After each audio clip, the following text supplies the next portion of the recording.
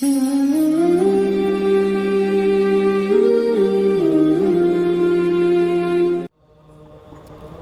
ہم سب کو حضور پرنور صلی اللہ علیہ وسلم کا طریقہ عطا فرمایا۔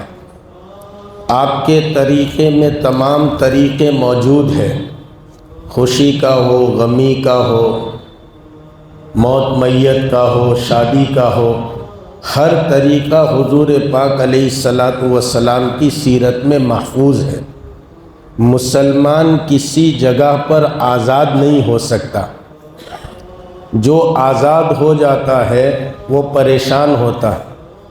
میرے والد، میرے شیخ، میرے پیر کامل مثال دیتے تھے کہ بھائی ایک آدمی کے پاس جو سپیرا ہے اور سانپ نچانے کا کاروبار کرتا ہے، اس کے پاس سانپ ہوتا ہے، وہ سانپ یہ سمجھتا ہے کہ میں جو ہے ٹوکری میں ہوں، بہت پریشان ہوں، مجھے آزاد نہیں کیا جا رہا ہے۔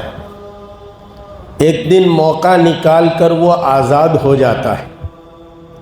جب آزاد ہو گیا تو پھر کہنے لگا کاش کہ میں اس ٹوکری میں ہوتا تو روزانہ سپیرا مجھے دودھ پلاتا تھا۔ اب دودھ کون پلائے گا؟ اس لیے ہم جب تک آزاد نہیں ہیں تب تک خوش ہیں، ہم آزاد ہو گئے تو پھر جو ہے پریشان ہو جائیں گے۔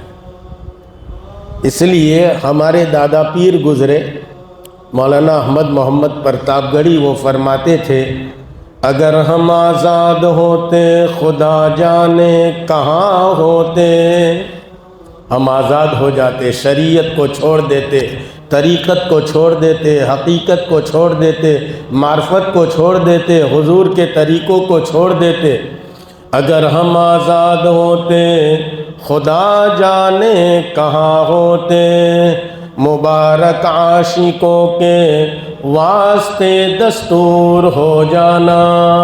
ہمارے واسطے راستہ بنا ہوا ہے، اس لیے نکاح جب ہوتا ہے تو کائنات کے امام محمد رسول اللہ صلی اللہ علیہ وسلم چند آیات تلاوت فرماتے تھے۔ یہ خالی جو ہے وہ تلاوت کرنے کے لیے نہیں ہے، بلکہ اس میں بڑے مغز ہیں۔ یا ایھا الناس اتقوا ربکم الذی خلقکم من نفس واحدہ وخلق منها زوجها وبث منہما رجالا کثیرا ونساء۔ اللہ تعالیٰ فرماتے ہیں لوگو اللہ سے ڈرو، اللہ سے ڈرو۔ اتقوا اللہ، یا ایھا الناس اتقوا ربکم الذی خلقکم، جس رب نے تم کو پیدا کیا، من نفس واحدہ، ایک ہی نفس سے پیدا ہوئے۔ ہم سب آپس میں بھائی بھائی ہیں، ہم سب آدم کی اولاد ہیں۔ اسی لیے اقبال کہتے ہیں یوں تو سید بھی ہو، مرزا بھی ہو، افغان بھی ہو، تم سبھی کچھ ہو، بتاؤ تو مسلمان بھی ہو۔ یہ برادری، یہ شعبے، یہ قبیلے، یہ تو اللہ تعالیٰ نے پہچان کے لیے بنائے ہیں۔ اسی لیے اللہ تعالیٰ فرماتے ہیں وَجَعَلْنَاكُمْ شُعُوبًا وَقَبَائِلَ لِتَعَارَفُوا، ہم نے تم کو شعبوں میں، ہم نے قبیلوں میں اس لیے بانٹا ہے تاکہ تم پہچانے جاؤ، ورنہ تم سب اللہ کے بندے ہیں۔ تو ایک بات یہ کہی اتقوا اللہ، اللہ سے ڈرو، اس اللہ سے جس نے تمہیں ایک ماں باپ سے پیدا کیا۔ پھر ایک بات کہی واتقوا اللہ الذی تساءلون بہ والارحام، اور ڈرو اس سے تساءلون بہ والارحام، جنہوں نے تمہارے لیے سسرالی رشتے بنائے ہیں۔ بھائی ایک عورت تمہارے گھر میں آتی ہے، ایک لڑکی تمہارے گھر میں آتی ہے، تو یہ پہلے اللہ کی بندی ہے، اس کے بعد تمہاری بیوی ہے۔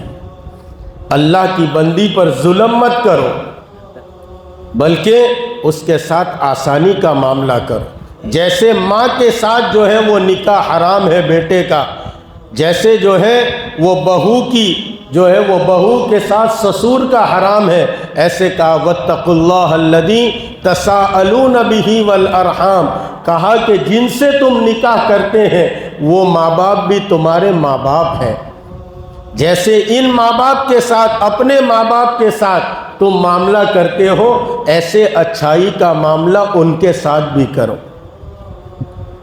اس لیے اللہ تعالیٰ نے یہ آیتیں حضور پاک علیہ السلام نے فرمائی، اور یہ آیتیں جو ہے وہ پڑھ کر سنائی تاکہ انسانوں کو پتہ چلے کہ ہمیں کیا پیغام نکاح کے وقت دیا جا رہا ہے۔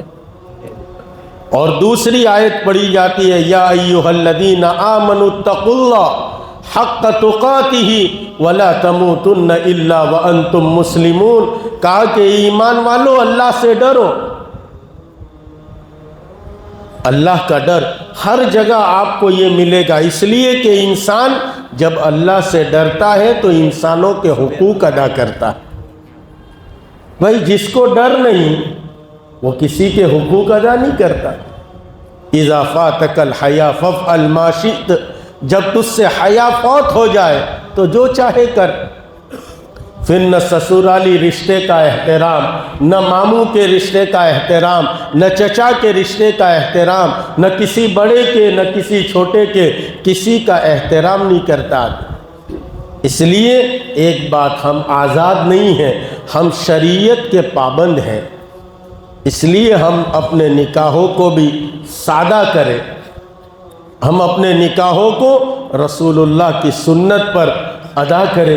ہماری بیٹی ہوگی بہت لاڈلی ہے، بہت پیاری ہے، ہر ایک کو اپنا بچہ پیارا ہوتا ہے، ہر ایک کو اپنی بیٹی لاڈلی ہوتی ہے، لیکن حضور پاک علیہ السلام کی بیٹی فاطمۃ الزہرا سے بڑھ کر کس کی بیٹی ہو سکتی؟ فاطمۃ الزہرا بھی آپ کی بیٹی تھی، بلکہ یوں فرماتے تھے فاطمۃ بضعۃ منی، فاطمہ میرے دل کا ٹکڑا ہے۔ حضور پاک علیہ السلام کے زمانے میں جن عورتوں کے نکاح ہوئے وہ عورتیں بھی کسی کی ماں تھی، کسی کی بیٹی تھی، کسی کی بہن تھی، لیکن حضرت عائشہ رضی اللہ تعالیٰ عنہ امت کی مفتیہ، ہم سب کی ماں، ان کی شادی پر جو جوڑا تھا فرماتی ہے کہ میرے اس جوڑے کو ادھار لے کر مکے کی مدینے کی کئی لڑکیوں کی شادیاں ہو گئی۔ اس لیے ہم نکاح میں حضور پاک علیہ السلام نے فرمایا اعظم النکاح برکتاً ایسرہ مؤونہ، سب سے بہترین نکاح وہ ہے جس میں سب سے کم خرچہ کیا جائے۔ دنیا کے کسی کی بات ہوتی تو غلط ہو جاتی، سب سے بڑے انٹیلیکچوئل حضرت محمد الرسول اللہ صلی اللہ علیہ وسلم کی بات ہے، اور آپ کی بات کبھی غلط ہوئی نہیں، بلکہ آپ کی بات میں اگر شک ہم پیدا کریں تو ہمارے ایمان کا مسئلہ ہے۔ اس لیے ہم اپنے نکاحوں کو سادہ کریں، سادگی کے ساتھ جو ہے وہ نکاح ہو، مسجد میں نکاح ہو، یہ سنت ہے۔ ایک عمل ہمارے یہاں جاری ہے کہ مسجد میں نکاح ہوتا ہے، لیکن اس کے علاوہ پھر آدمی خرافات میں مشغول ہو جاتا ہے۔ خرافات سے بچائے، ہم آزاد نہیں ہیں۔ جس دن ہم آزاد ہوئے اس دن جیسے اس سانپ کا حال ہوا کہ دودھ سے جو ہے وہ بیچارہ دور ہو گیا، ایسے ہم بھی بہت ساری چیزوں سے دور ہو جائیں۔ تو نیت کرو کہ انشاءاللہ ہم نکاحوں کو سادہ کریں گے۔ نکاح ہونے کے بعد آنے والی لڑکی ہمارے گھر کی بہو ہے اور ہمارے گھر کی بیٹی ہے۔ بھائی گھر سے بھائی کو چھوڑ کے آئی، ابا کو چھوڑ کے آئی، تو جس گھر میں رہتی تھی اس گھر میں اس نے باپ کو چھوڑا ہے، تو یہاں آ کر سسور بن کے کیا فائدہ؟ آپ باپ بن جاؤ۔ ساس بن کے کیا فائدہ؟ آپ ماں بن جاؤ، ماں کو چھوڑ کے آئیے۔ تو ساس سسور کو چاہیے کہ اپنی بیٹی کی طرح اس کے ساتھ معاملہ کرے۔ کچھ ذرا سے معاملات کی وجہ سے جو ہے وہ حالات بگڑ جاتے، تو سب کریں گے۔